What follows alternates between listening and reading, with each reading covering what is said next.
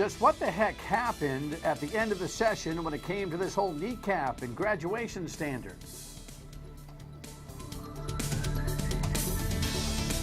We will ask the Education Commissioner, Dr. Deborah Gist, her thoughts on that. She's my guest tonight. This General Assembly pulled quite the stunt, in my humble opinion, about the kneecap test and really pulled the rug right out from underneath the entire ed reform.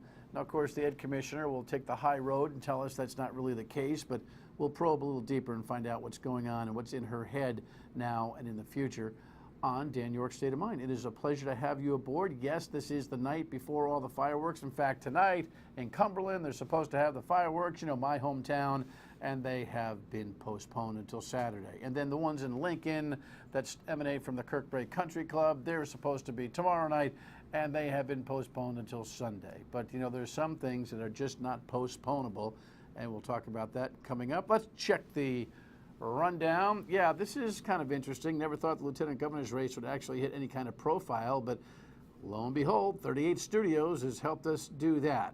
Yep, we got some legislation signed today that more or less just keeps us chugging along with our neighbors, I think in the wrong direction in some ways, but what are you gonna do? What are you gonna do? And of course, you know, it looks like these two are just not into it this season. But take a look at history, what happens rather after the 4th of July. And speaking of rain or shine, there's one place that you know the party celebrating our independence will happen. All right, let's dig in just a little bit. Let me just follow up on this story. We talked about it yesterday. Ralph Malus, the Secretary of State, is now the hearing officer on 38 Studios, is the only state officer that actually now looks like he's got any kind of high-profile role in probing 38 Studios. It's all about the lobbying efforts, allegedly, of Michael Corso, the guy's in the middle of the whole tax credit and consultation thing for 38 Studios. Lieutenant gubernatorial candidate Dan McKee, by the way, Malus is running for lieutenant governor as well, delivered a letter to Malus's office yesterday asking him to step down from his little investigation because he ought to be investigated. I showed you that letter last night. Tim White followed up. Cumberland Mayor Daniel McKee, a candidate for lieutenant governor, is seizing on the political hot-button issue of 38 Studios, using it to level criticism against his opponent in the lieutenant governor's race, Ralph Malus. Letter in hand, Daniel McKee walks into Secretary of State Ralph Malus' office demanding a halt to an active investigation into possible lobbying violations in the 38 Studios deal. McKee calling for an independent investigator to conduct the probe. What did the Secretary of State know, and when did he know it, and what was done about it? McKee says Malus had enough detail 2 years ago to investigate, which he says brings into question the Secretary of State himself. And I think a full outside investigation on the issue would bring to light the sequence of events that led up to his position that there was no need to have a registered lobbyist. We are definitely doing what is right by the state of Rhode Island. Malus, who will face McKee in the primary for lieutenant governor, calls the Cumberland mayor's actions political grandstanding. This is an accusation from someone who I really think's campaign is flailing, is faltering. He's trying to revive it. As you can see, the gloves have come off in the battle for lieutenant governor. State Representative Frank Ferry is also challenging Malus and McKee in this race. With the Target 12 investigators, Tim White, Eyewitness News. White, of course, started this whole fiasco with his good work in unearthing that contract from Michael Corso, talking about his $300,000 fee to provide, it didn't say lobbying services, but, you know, governmental interaction, networking, that kind of thing. I'm paraphrasing. Ralph Malus is the Eddie Haskell of politics. You know, he's damned if he does, damned if he doesn't, in a way, because he's been asleep at the switch with all of that was going on with 38 Studios and all of the General Assembly activity. You think somebody in that office would have said, hey, by the way, who influenced, you know, who was working them? And they did nothing. Now Tim shows up with the documentation and Ralph Malus says, oh, I could have had a V8. And that's what McKee is saying. McKee is making a very good point. He's saying, look, you weren't engaged, and now you're going to become like the high-profile guy on 38 Studios, so that when the news clips and the headlines come out, you'll look like the only policeman on 38 Studios. Mala says, well, you know, McKee's obviously desperate here, blah, blah, blah. Mala has pulled these, you know, golly gee, Mrs. Cleaver type of things before. And we'll see if McKee lets him get away with it. This guy, Frank Ferry, is kind of like missing in action. I have no idea what his lieutenant governor candidacy is all about. But looming is the Republican Catherine Taylor, who lost to Mollis by 1 point in the general election in 2010 for Secretary of State. She may end up cleaning all their clocks by the time this whole thing is done. We'll see. But wouldn't you know, it'd be 38 Studios that'd be in the middle of a mess to raise the level of attention for the lieutenant governor's race. Stay tuned. Next item here is just a kind of a footnote. The headline today is that the governor has signed the minimum wage hike, and so we go to $9 an hour for the minimum wage here in Rhode Island as of this coming January, in case you're shopping around where the Joneses are in Connecticut and in Massachusetts. We will now be on par with our neighbors in the Commonwealth, slightly behind Connecticut. Connecticut moves up incrementally over the next 2 to 3 years. Massachusetts, by the way, is $10 an hour effective January of 16, $11 an hour effective January of 17. Of course, we have no incrementalism at all. We have no plan. We're just knee-jerking around and trying to chase the Joneses, and I'm sure we'll have new legislation to jack it up again next year. There's no plan around here, man. All we do is react. There's no proactivity at all when it comes to these kinds of matters. On a much lighter note, I was just kind of staring at the sports page today. It's about July that I have to admit I finally started paying attention to baseball. I don't know. I'm just so hell-bent on the World Cup. Kidding. But I was looking at the standings. Take a look at the standings here. This is, look at the Yankees. They've lost 5 in a row. They're under 500, 41 and 42. The Sox are 38 and 47. They lost 3 in a row to the Cubbies this past series. Came roaring back and played like 650 ball, like 51 and 25, something like that. This is in 2007, and they made the wild card. So, look, I don't think the baseball gods want Toronto and Baltimore ever to be in the postseason. So, we'll see. Keep your fingers crossed on that one. And finally, you know, the Cumberland fireworks postponed tonight. The Lincoln fireworks postponed until Sunday night. Well, actually, Thursday night. The Cumberland is Saturday. The Lincoln is Sunday. But the Bristol 4th of July parade always goes on, right? The headline, the heck with Arthur. And, of course, the parade dude's talking about the history of this. It's pretty impressive. What hasn't happened in our lifetimes, a postponed July 4th parade in Bristol. I had someone present a chart to me yesterday that showed when the last cancellation was, because I thought there were none, and there actually was, and it was when President McKinley was assassinated. The year of McKinley's death, 1901, over a century ago. Bristol's parade is Mammoth, the town's culminating holiday event. We march in rain. We march in 110-degree heat. We march in windstorms as long as they're not unsafe. And we won't cancel until the safety issue presents itself. True Grit in Bristol, 100,000 people, always expected. Enjoy the celebration. When we come back, the Ed Commissioner, Dr. Deborah Gist, on the turbulence over kneecap and more. Stay with us.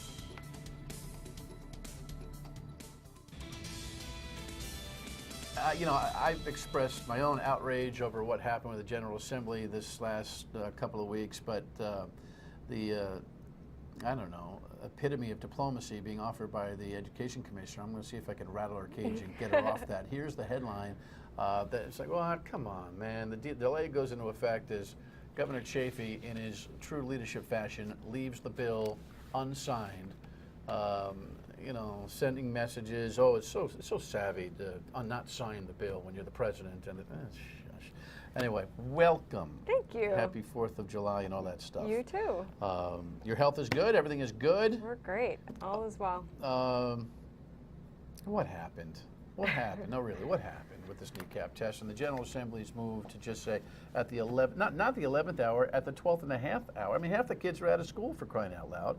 And they say, guess what? That kneecap requirement, which is 1/3 of the components for them to graduate, is no longer legitimate. What did you say when they passed the bill in the Senate first, and then Nick Maniello reversed his course in the House? I don't know. It was a little bit of a blur, actually. I mean, it was interesting because as we were leading up to that, to the end of the General Assembly's session, I kept saying to people, like, now is not the time. We're at the, we're at the 25.5 point marker in a marathon, and then we had crossed the finish line, and the year had gone through. It had been not easy, but definitely a success, and so it was disappointing. Who gets angry about this kind of stuff other than me? I don't know if it's your role to get angry. Emotion, getting in front of intellect, I know does not necessarily prove a lot, I get. Yeah. But who throws their fist down and says, come on, what are you doing? Well, I mean, you have to remember that this didn't just happen while it may have felt very sudden. I mean, we've been dealing with this for months. I mean, people have been working very hard to get out a message that was frequently not correct about what we were doing, what the policy was, and so it was challenging. And there was no question that there were times during the year where I became frustrated. There's only one time where I ever I think demonstrated that publicly, and typically I'm able to just rally. And at this point, they passed it, and I think the governor recognized that because of the votes that they could easily override a veto or come back and just, make the switch again. He could have made it more difficult for them. He could have said, you know what, this is my ed commissioner, this is our program, this is our school board, this is what we've been doing. You don't pull this kind of nonsense when the game is over, the lights in the ballpark are out, and then you say, guess what, the score is going to get changed. Anyway, Nick Maniello is the one that really is at the beginning of this and the end of this. Here's the headline that Nick Maniello had prior to the governor signing the high-stakes debate, and he's at the top, and he's pointing to the picture underneath in terms of his dialogue of a young lady in Barrington who I guess is slightly learning disabled and missed the kneecap test by some fractional margin or whatever.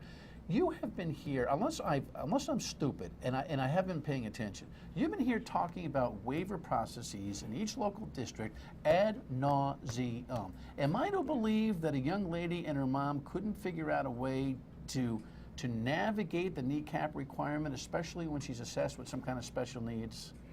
When we put this policy into place, we made sure that no student would be kept from graduating based solely on a test score. What did you think when you read that story and the House Speaker saying, well, I read this story about this young lady, so I invited her and her mom up to save the day? What a ruse when he's really just succumbing to what the NEARA was trying to get accomplished. Am I missing something? Well, certainly, I mean, it wouldn't be appropriate for me to talk about individual students, and actually this case has not been appealed to the department, so I don't even have any familiarity with it, plus it wouldn't be appropriate to talk about it. But generally speaking, what's important for everyone to know is that students who have special needs have a legal right, a federal right, based on federal law, to an education, a public education, until they're 21 years old or until they get a diploma.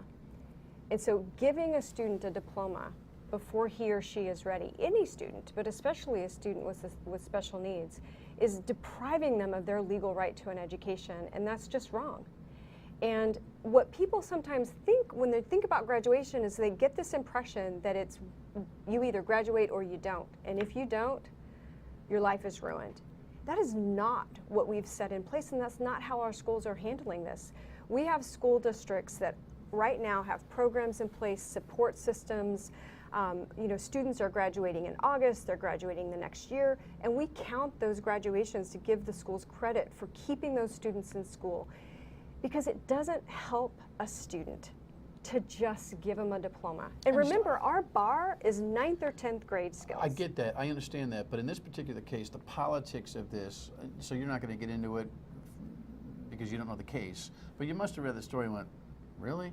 Because I went, really? She just missed it?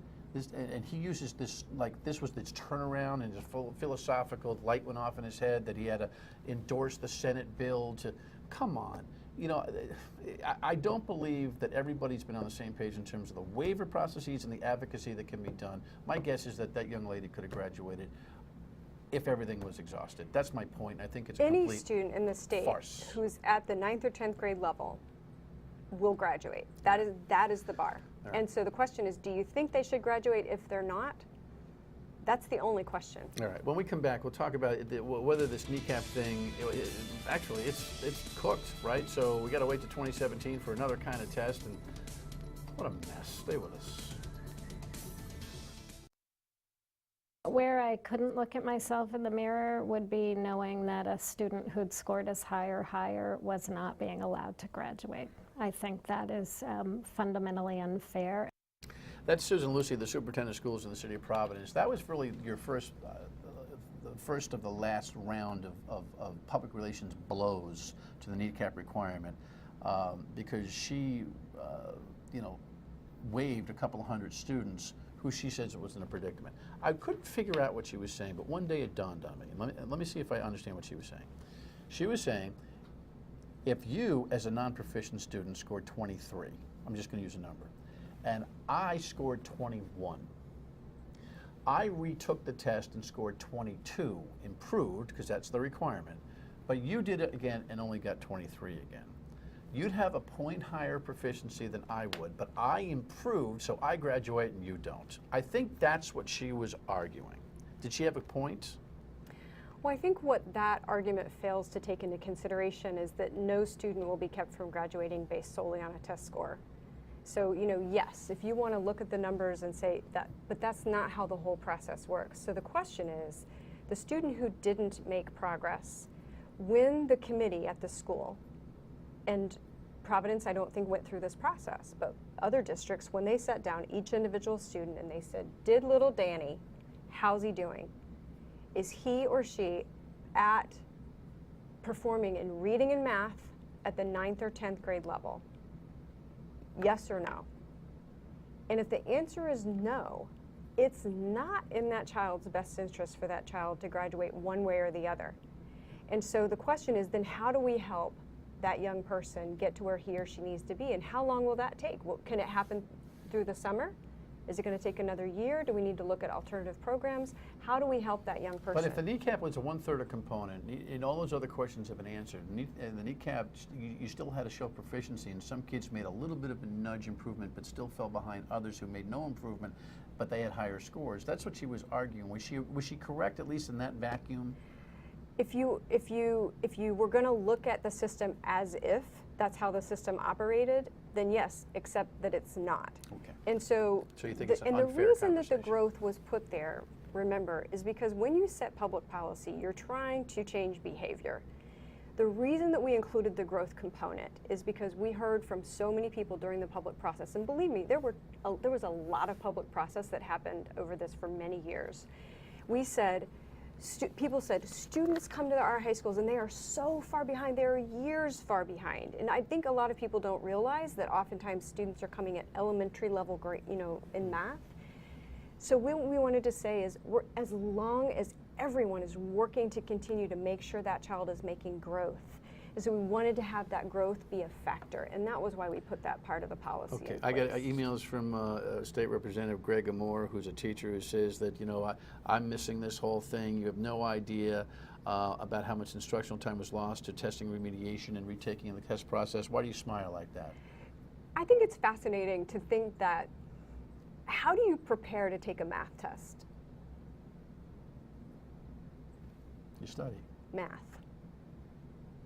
So how is it that we get into this situation where we say we're going to test prep and pretend as if that's not like, you either teaching get kids the math or you don't get the math. Right. Now, there's no question that, I see what you're saying. there's some aspect of it you need to be familiar, like if you're going to take the GRE or the SAT or the LSAT or whatever it is, you need to have some familiarity with how that test works. But the primary thing you need to know is the content that's on the test. Now, unfortunately, in some schools and school districts, they think that the way to prepare students for an assessment is to practice tests.